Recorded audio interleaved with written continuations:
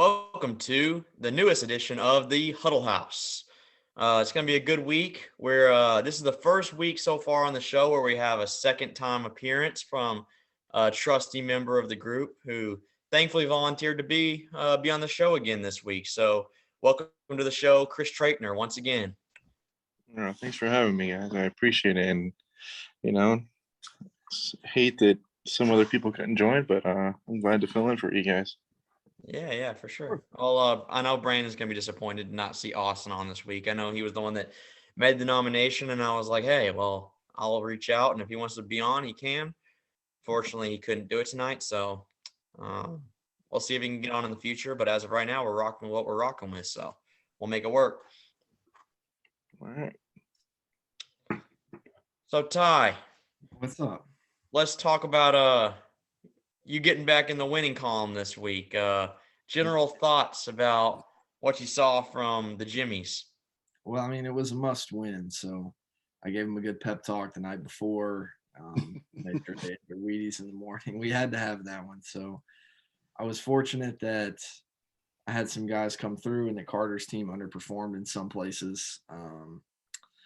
But ultimately, a win's a win. We just needed to get back to 500 and keep ourselves in this conversation. That was an important one. I'm still really waiting on Aaron Rodgers to have a good game for me. He really hasn't since I made that trade with Chris. And you're probably waiting on the same for Russ. When neither of us have gotten much out of that trade, to be honest with you. I mean, Russ missed and really didn't even play last week. I mean, he played. I don't know what you could call it playing, what he ended up putting up. And Rodgers had the whole COVID thing. And now, again, I think he only had 10 points or something this week. So I'm still waiting on Aaron Rodgers to be Aaron Rodgers and that stack with Devontae to really hit. But, a win's a win, and we're 500 again. Yep. Just, Russ played, but he didn't perform. Yeah. He was on the field. He looked like an injured player that came back too soon is really what he looked like. Yeah, he looked like he was afraid to. I mean, when he did sling it, it was like double, triple coverage downfield to Lockett, his smallest receiver. So. Well, you got to think Russ is a guy who hasn't really missed a game his entire career. He's been the poster child of reliability. So I know he was probably playing or rushing to get back as fast as he could, because he loves football. He wants to play. And, I think Ring Russ can sometimes happen. You don't play for several weeks in a row, and your first game back is against one of the best teams in the league. It's not always going to be easy sledding. Plus, it was a snow game, very cold. Just tough conditions, and it wasn't just him. The whole entire Seahawks team didn't come to play. There were some draws, some battle line miscues. I mean, it was just an ugly game altogether. So yeah, you take away the garbage time TD, it's a 10-0 game, and that's a pretty boring game to watch. Oh yeah, it was miserable. I couldn't watch it. I watched the beginning, and I was like, this game's going nowhere. We've had enough boring games this week. Why do you got to give us another one? We had Steelers, Lions. We had Baltimore versus Miami. We had, even last night's game wasn't really all that interesting. I mean, the Rams got shellacked. So, there really wasn't there were some good games this week, but there weren't as many as there should have been. No, there's a lot of blowouts this week too. And lopsided victories. Yeah. Who had Washington winning this week? Right, I know. And the Dolphins at the same token, that one was crazy. And then even the fact the Steelers tied with the Lions, I mean, that's hard to do. Yeah, I had the Dolphins more so than Washington just because, coming off a few big wins that they had defensively, that defense is feeling strong. As far as, the Steelers, starting Mason Rudolph, I mean, that's just a recipe for disaster. Yeah. Yeah, I think it's safe to say he's not the future in Pittsburgh. When Ben's gone, they're looking for something else because Mason Rudolph is he's not even a good backup. There's good backups in the league. Case Keenum's a good backup. There's serviceable backups. Jacoby Brissett's not great, but he's serviceable. Mason Rudolph is a below average backup. He is bad. So yeah, there's other quarterbacks out there they can try to snag, but yeah. So what about you, Matt? Let's talk about your team for a minute because is this 3 straight you've won now? No, it's 2 straight. But either way, your team's hotter than a $2 pistol, really. It's been It hasn't been 4 straight wins, but it's been 4 straight like really solid weeks. I mean, I haven't had like even in the loss I had a few weeks ago. I think it was to maybe Brandon. I'm trying to remember, but I scored like 105 plus I think in that loss. So I mean, I really haven't had a no, it's Dimitri, and yeah, he scored 130, and I had a decent week that week. So I mean, really the last 4 weeks I haven't had like just a pitiful performance. So things are looking good. Very excited for the future.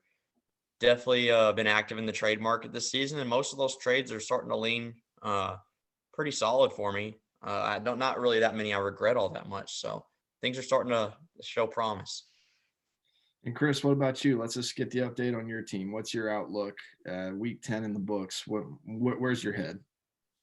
We see that you know it's been a rough week, but it is what it is. Obviously with Derrick Henry hitting IR and obviously trading away a few key players to my team early in the season, I'm just playing for next year, and especially with trying to get Raheem Mostert.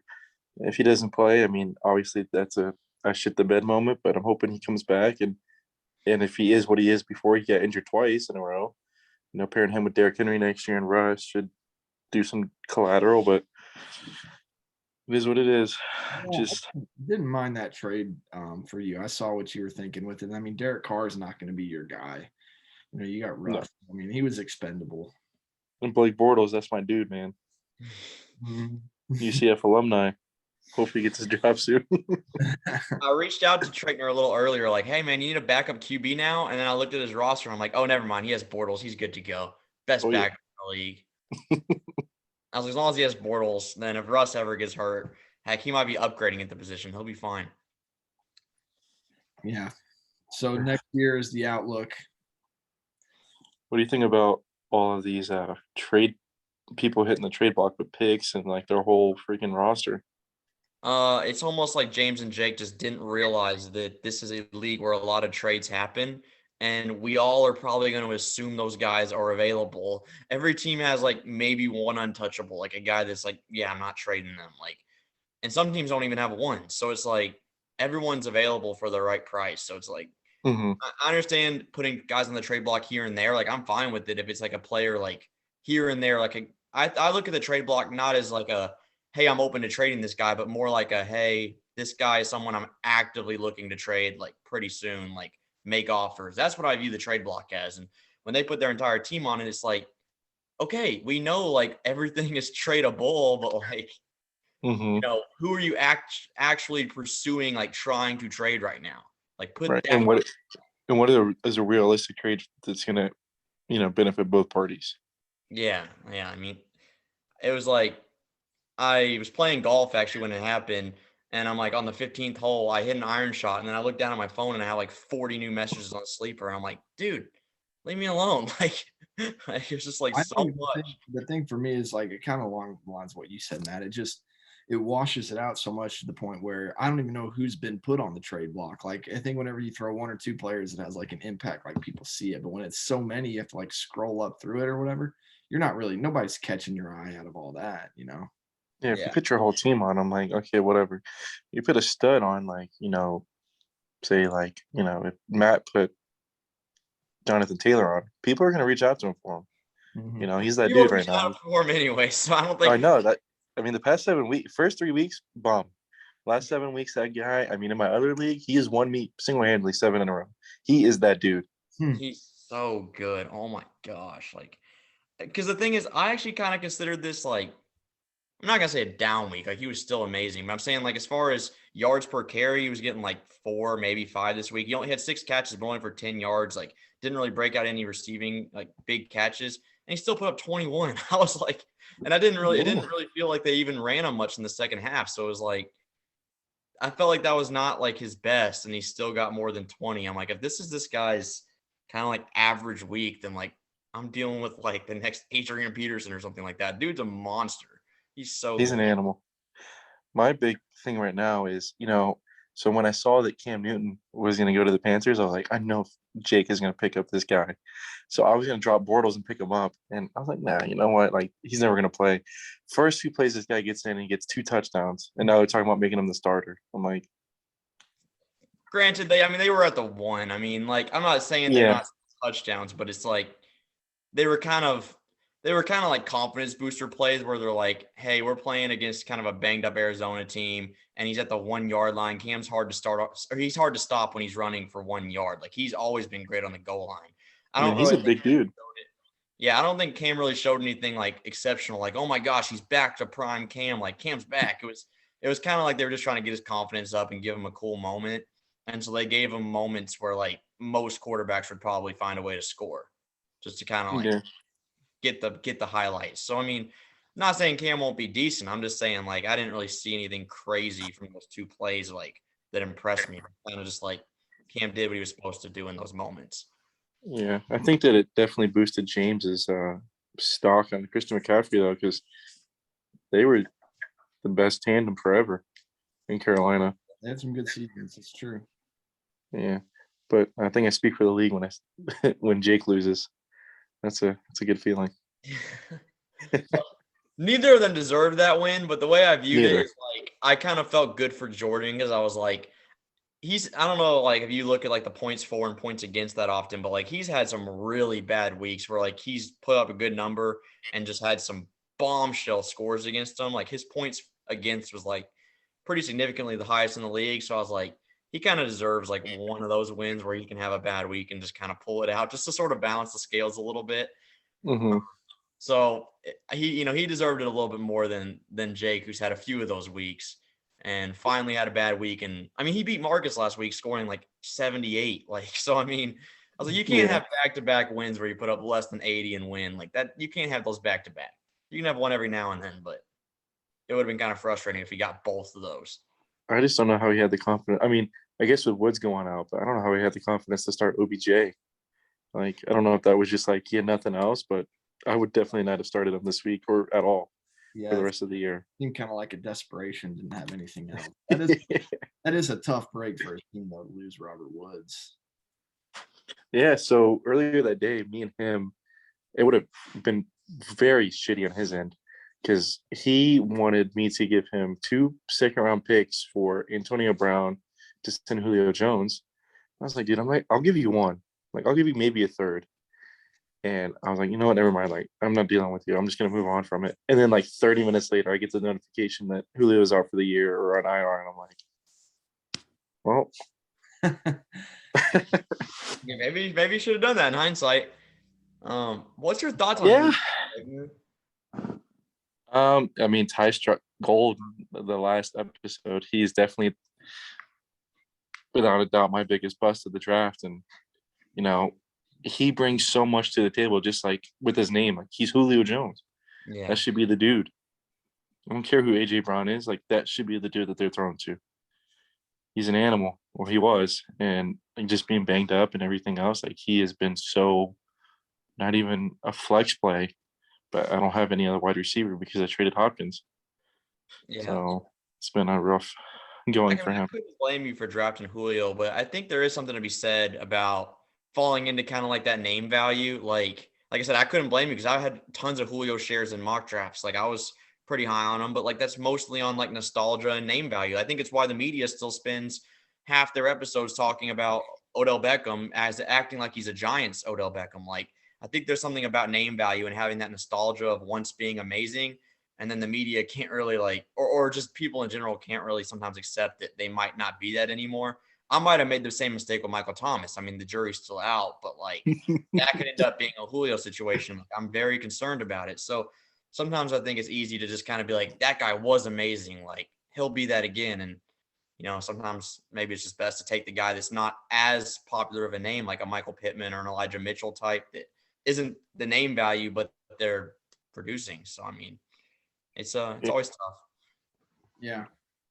Well, let's transition real quick to just our trade deadline that's coming up, and just talk about players we think might be moved or managers we think might make a move. James is going to try to trade with everyone in the league within the next few days. I feel like James is the obvious answer for this. Yeah. James Everybody. Barnes will have a few trades. No, I think I might be done, guys. If I make anything, it'll be kind of small, but like I'm a little burnt out. Like, I mean, I did not come to Carter about the DJ Moore one. I did not. That came to me and we negotiated, but like I was pretty content with what I had at that moment. That just sort of like happened. But like I might pursue something kind of small just to maybe get an RB2 for the remainder of the season since Boston Scott's probably about to lose his job back to Miles Sanders, like might try to go with something functioning there so I don't have to start Naheem Hines, for the remainder of the season in my RB2 spot. But other than that, like I'm not really looking to make much. I'm pretty much good with what I have. But I just want to warn the league to brace themselves for a lot of Kenny Galladay messages. Before we talk Kenny G, the hospital player that we talked about last week, the trade with Carter is not a bad place to start because that was definitely a guy who's contending, making a move to fill a hole in his roster and solidify it where he has a solid just quarterback through kicker and defense. Like every spot in there is pretty solid, and he's sitting 6-4 right now in 5th place, and Kittle really does round out that roster. Tight end had been his weak spot all year since because Gronk's been out. And with Carter doing that move, it certainly seems like that's a complete roster. I mean, what do you guys think about that move for him? No, I think that's a great move for him. Because when Gronk was in, he was the tight end 1 for the first few weeks, and he was winning games. He was a baller. And when Gronk went out, I mean, like you said, he's got everything else he needs to win games except the tight end position. And if you have a good tight end, that's a good 10 to 15 point swing on a matchup, and that could win or lose you the matchup depending. So I think it's a great move for him. Yeah, and I also think it was getting Rashad Bateman was a nice consolation for him. I couldn't believe that Barnes traded him. Yeah, it was hard to give him up. I mean, it's not like I didn't want to. It's not like I was not really looking to trade Bateman, but he kind of got thrown into the deal because I was like, I can't ask for what I'm asking from Carter and not throw in a receiver on top of Kittle. There's no way he's going to do it. So we're kind of like, what receiver can I throw in to sort of balance us out a little bit? And, in my receivers, there's just a huge hierarchy. There's like CD and Waddle, guys I'm not looking to trade. There's Mooney, who, isn't like unbelievably great, but he's still a guy I'm not really trying to trade because of the Fields connection. So it's like really the only guys that were really tradable is Bateman and then Michael Thomas, who literally nobody in the league wants right now. So it's like Carter didn't want Michael Thomas. So it was like kind of had to be Bateman. And I was like, I like him a lot. I mean, he's very much impressed me, but the way I kind of viewed it is like, I think he's always going to be kind of the third option behind Andrews and Hollywood Brown in the passing game.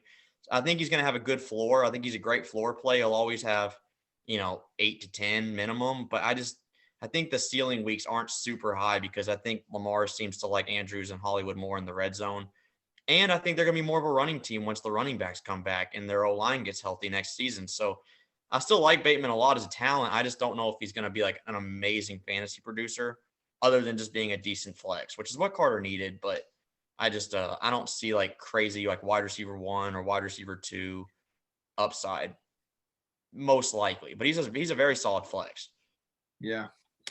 Agreed. I mean, honestly, like looking at Carter's lineup, the biggest like weakness in it is quarterback. I mean, he's either going to be starting Matt Ryan or Carson Wentz the rest of the way out. And I think that those guys are more likely to have bust weeks compared to any boom week. I see more bust weeks for those guys. So, I mean, like Carson Wentz, only 7 points this week. Like that kind of kills your chances right there. Yeah. Carson Wentz is, I mean, he's going to bring you the bang of the buck. He can get you 20 points or he's going to get you less than 10.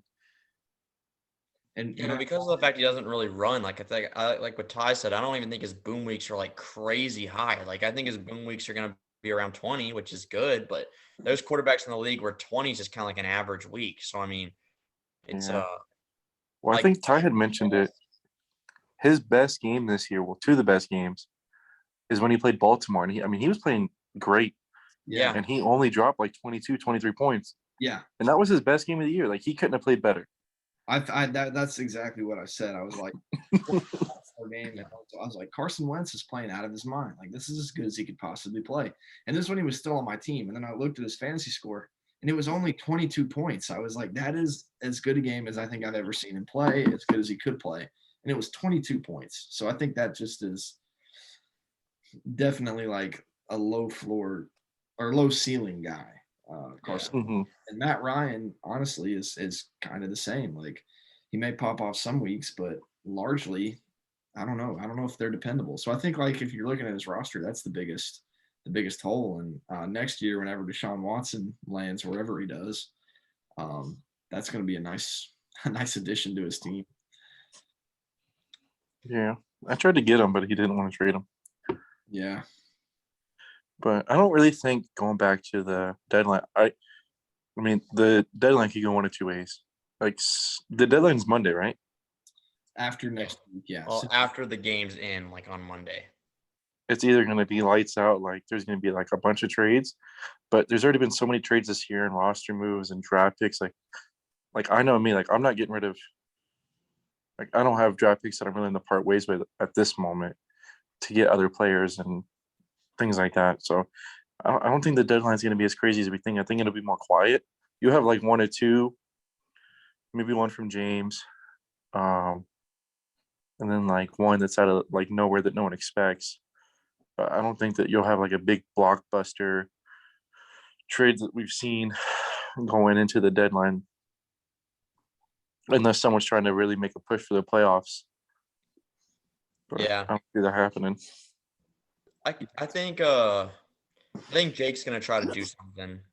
Because Yeah. I think Jake's been pretty quiet with trades for the most part this year, as far as making like legitimate like blockbuster type moves. I mean, he's made smaller moves, but as far as like You heard that word you just said, legitimate.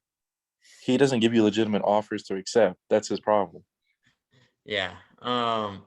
That's and he's gonna have to either just accept what his team is or try to bend a little bit on some of these negotiations, because he's offered me some things already, just like today and the past couple days, and I mean they're semi-fair, but they're not great. They're definitely not intriguing me too much. So I mean, but I definitely think he's gonna try, because there's been so many guys like Brandon, James, Carter, now Mitri. They've all been super aggressive at like stacking their lineups as much as possible, making that playoff push. And I mean, and Jake's number one in the league right now. So I mean, this is like, and he's got a fairly aging team. He doesn't have that many young players on his team. He has Tom Brady. He has Antonio Brown. Like, some of his best pieces are towards the back end of their careers. Like, he's in full on win now mode, and there's got minor holes on his team that I think he wants to patch up. And so I expect him to be aggressive and try to get something done to kind of rival what some of these other guys have done to win a championship this year. Yeah, I was thinking he could be a person in the market for a move. I think some of the playoff teams that are set are Brandon. I think his team's pretty set. Carter, obviously, at this point, seems like he's pretty set. I guess those might be the only two that come to me off the top of my head as people I don't really see making moves. But I don't think Mitri makes anything major. Oh, Mitri, yeah, Mitri's team's pretty set too. He's got a really good roster. So yeah, those three definitely seem like solid, filled out rosters right now that are in good shape to compete without any major holes. I mean, and I mean, James technically, like, there's no major holes on that team. I just think I could see him trying to make a splash, because that's usually what he does around the deadline. I know we've seen many years where he's made some moves to bolster that playoff push.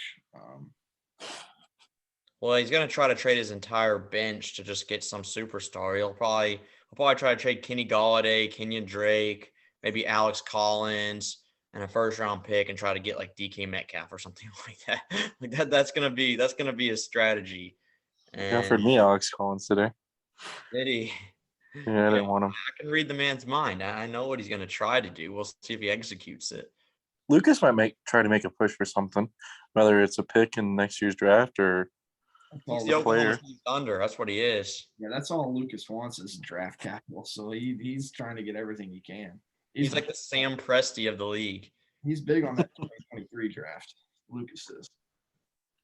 I think Lucas's team is in an excellent spot. I mean, his team's decent as of right now. Like he's like 500. Like he's not super bad as is, and that's been without Saquon Barkley and Cam Akers, and also a really bad Allen Robinson and Brandon Ayuk. Like I mean, I don't see any way his team doesn't go anywhere but up, considering he has 9 draft picks in the next 2 seasons. So I think it really just matters for him, like if Jalen Hurts can remain the starter in Philly.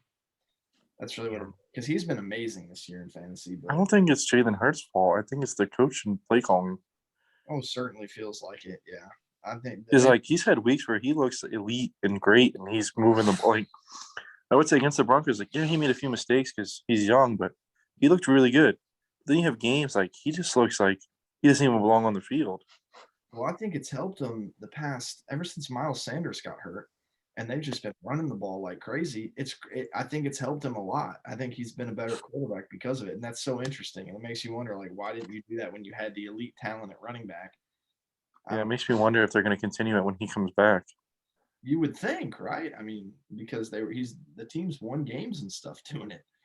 If they don't, then I will officially complete the theory that they just hate Miles Sanders for some weird reason because I mean it's working so far and Miles Sanders has been pretty good his whole career. Like so he must be completely in the doghouse if he doesn't come back and get workload. Like I would not understand it. But Yeah, who I know knows? I that's mean, what Jeremy's hoping for. the His other guys have workload been from him. good. So I mean maybe they just kind of do a committee and keep Scott and Gainwell and I think Jordan Howard's probably going away as soon as Miles Sanders comes back, but the other two might have more of a role, like, and they just kind of roll with the committee approach because that's what they've been doing with the kind of the 3-headed monster, and it's been working. So who knows? Yeah. But yeah, I think. Is there any specific player you guys think actually gets dealt? I think we know the Kenny Galladay's of the world will probably get shops, but do you think there's any player that you actually think will move? Mm, I think someone might trade for somebody that's like, for instance, I'm not saying I'm going to trade him, but people will try to reach out for like a Derrick Henry or like a Cam Akers type player that are either out of it or, like, hey, I just want to look for next year. Like they'll reach out for IR players to build for next year. Or you'll see like try to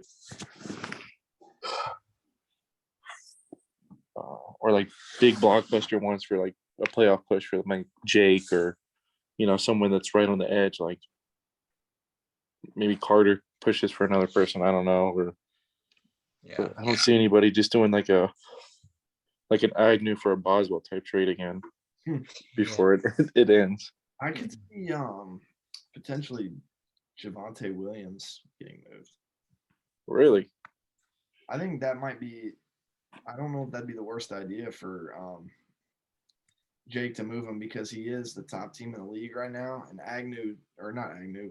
Javonte Williams is still looking like he's splitting carries pretty evenly, and I don't really see that changing this season. So I mean, if he's wanting to go for it this year, that's probably one of the most attractive pieces he could possibly move and get a pretty good deal in return for somebody that might be kind of out of the playoff picture or on the border a little bit. I think that's an attractive piece that if he was really wanting to go for it this year, he could move and get a good amount of return to help him compete for the title this year. I could see that. And I also got a feeling like Chase Claypool might get moved because I think James wants to trade him. James wants to trade him back. I don't know why. I mean, he hasn't been producing like he was projected to after Juju went down, but yeah, he's still a James good does player. want to move him, but James also he knows that Claypool's good, and so he's looking for a pretty good haul for Claypool, and I just don't know if it's a haul that anybody's really willing I don't think it's a haul anybody's really willing to give at the moment. So it's going to be hard because right now Claypool's not really at a sell high; he's kind of at a sell low. So Mm-hmm. it's just I just don't know if he's going to get the haul he's looking for with what Claypool is currently doing. Right. And then you have teams like myself, like I don't have much to offer for anybody. So Yeah. I'm kind of in a stagnant. You'll probably get a lot of offers for Kyle Pitts, but I don't think you're going to buy it on most of those. I'm telling you guys right now, and look, listen, anyone that watches this, I'm not moving Kyle Pitts, I'm not moving Henry, and I'm not moving Ross. Okay. Is Khalif Raymond movable? Who? What Khalil Raymond or whatever, the guy from the Lions that you're starting at your wide receiver 2. Oh yeah, I mean, he's okay. He's had a few good weeks, but he's dropped me 2 goose eggs. Better than Slayton. That's everybody on the Lions this year, though. He's had a few good games. Dropped some goose eggs, though. That's what happens when Jared Goff throws for 45 yards in a game. It's a small pie. I It saw goes to Hawkinson and misses him for 10 targets. Like, I saw a tweet today. Like it showed Josh Allen like having like a 55-yard completion to Diggs or something like that earlier in the game or in the Bills game, and he's like, this play from Josh Allen was more yards than Jared Goff threw in 5 quarters. And it kind of put things in perspective. I was like, dude, that is so bad. Like, well, he's kind of like Wentz. Like if he connects with one person, he's throwing to that person the rest of the game. tunnel vision, yeah. That's why Hawkinson's had some amazing weeks. But the weeks where they have not clicked, Hawkinson does literally nothing. Oh yeah, and that's why Jake lost this week. I think he was targeted 10 times and didn't catch a single one. I think that's another guy that could potentially get moved. I know Jake shopped him around a little bit. I mean, I've had a few conversations about Hawkinson, and I think Jake's very open to him. I don't think he's gonna, move him for super cheap, but I think he's a guy that could get moved because the Lions playoff, like the weeks of the playoffs, the Lions have pretty tough opponents, and I think Jake's probably looking at that. And I mean, like I said, he's all in on this year, so I mean, I think Hawkinson could be on the market. I think now that I'm thinking of it, Caleb has Mahomes, right? Yeah. Caleb might move Mahomes. I think the Caleb might move anything conversation right now is something I'm not going to believe until I see it, because I think the bigger hypothetical is Caleb will respond to a message to actually move somebody. I've hit him up a few times about things, and yeah, no response. So we'll see. But I don't even know if he's open sleeper in 4 weeks. What? Poor guy. I said I don't even know if he's even looked at sleeper in a few weeks. That poor guy. Yeah. Everyone keeps trying to trade for Caleb assets, but let me know if you ever get a text back. I don't know his number. I would be very shocked if that one happened. Trading Mahomes.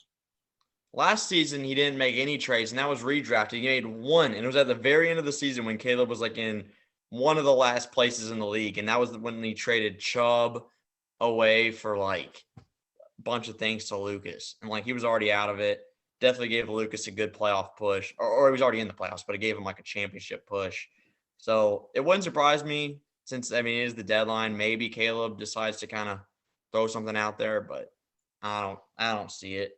I don't see Austin, Jordan, or Caleb making a move because they haven't really all season. I mean, Jordan's made 1 or 2, but nothing super major. So Yeah. I'll kind of see it with them. Yeah, same. But you never know. The deadline could be exciting. I think we can count on seeing a move or two, just with the amount of people thrown up on the trade block and just the amount of conversations I've had today. Definitely seems like people are very mindful of it this week. So we'll see. I'm open to messages from anybody about any player not named Jonathan Taylor. So I'll throw that out there. Guys, don't even try. You could offer me 7 first. I'm probably not taking it. I'll probably have their first overall pick at this point. You could offer me that. I'm not taking it. It's not happening. I'm like trading it. What do you guys think about draft? I know it's not fantasy, but you guys think about like the Super Bowl matchups and everything like that? Like, who do you feel at this point can make it to the big game and win? With how everything's played out in the season and all the upsets and everything else. It's wide open, man. I mean, Bucks, Brady and the Bucks. Yeah, they would be my pick right now in the NFC, and I think the one team that might stop them, that I think is probably my second pick, is probably the Dallas Cowboys. I hate to say it because I don't like Dallas, but I think they're good. I mean, they have ballers at almost every major skill position. They have a great receiving core, great running back, good offensive line, a lot of playmakers on defense. Like that's a that's the type of team that could potentially be spoilers for Tom Brady this year. But I'm still going with the Bucks because why would I ever doubt that Tom Brady's going to get to the big game? Like he always seems to do it. So I know they lost this week, but I'm still going to roll with the Bucks and the NFC.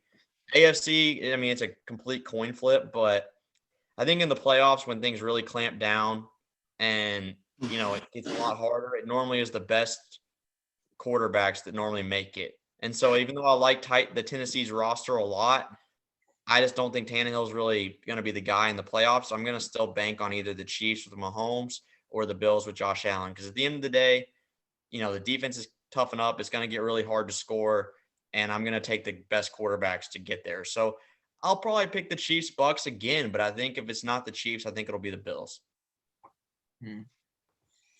Okay. What about you, Chris? Where are you leaning? I mean, I can never go against Tom Brady ever in my life, and I never will. I got a signed jersey. Actually, I don't know if you can see it, but it's over there from him. Oh, Yeah. That's my dude.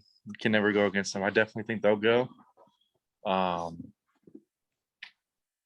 would say the Patriots, if they had anything but a rookie quarterback, they've looked good. But I mean, playoffs is different, 100 times different than regular season. Like Barnes said, like playoff defense is different. It's just a different atmosphere. I put $50 in Vegas on the Bills to make it, so I'm still going to stick with that and say the Bills make it. They get rocked by the Bucks, but yeah, they've had a few rough weeks. But I still think they're the best team in the AFC. Yeah, I'm still taking the Bucks to win it all, but the Patriots are a very scary team. They can definitely play spoiler for sure because they have a very good roster and it's Bill Belichick. Like how awesome! I mean, I wouldn't like it because I don't like the Patriots. Sorry, Chris, but I'm just saying, how cool storyline would it be for Bill Belichick to play Tom Brady in the Super Bowl? That'd be pretty crazy. Yeah, I think if it happened, I think the Patriots would win. If they made it to the game against the Bucks, I think they would win because they almost beat them in the regular season. And I know Tom Brady's that dude, but if anyone knows how to coach against Tom Brady, it's his old coach for 20 years. That's true. And they showed it. Because, I mean, the offense didn't do much. It was all the defense that kept the score what it was in the regular season game. Such a heartbreaking game for me to watch, but it was a great game. Yeah. I think you can't sleep on the Ravens either. I think that they have shown to be a very competitive team that's coming back, and they're kind of playing out of. See, but it's typical. Like for me, like the Ravens and the Chiefs, like, and I mean, you guys can have your own opinions, but especially this year, it's like, like 1 week, and it may just be ESPN feeding into it as well, and like all the Good Morning Football and all these people, like the Pat McAfee show, whatever it's called, but they win big and no problem, no panic. And then like Mahomes throws 2 picks and loses, like, they've been figured out. They know how to play them. They're just playing Tampa 2 defense. And the same with the Ravens.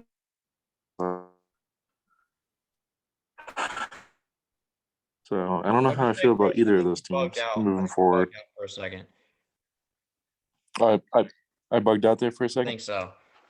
Oh. Just, say something real quick about that again, though, because we're sitting at 45 seconds left on the show. I was just saying, like, all these ESPN shows are, so hit or miss on both those teams, the Ravens and the Chiefs. Like, they've been figured out, or there's no problem, just depending on how they perform that week. So I don't know if that's feeding into my opinion on both those teams, but I just don't feel like those teams are it either way. Yeah, I'm a Ravens fan that is almost a little bit of a doubter myself. Like I hope we make it, but I don't know. I don't see it. We have too many injuries. But all right, guys. Well, that was pretty much it for this show. Let's hope the trade deadline's a lot of fun. Hopefully, there's some big deals that get the chat going. So we'll see how it plays out. Peace. All right. See How we you doing, guys. guys? Yeah.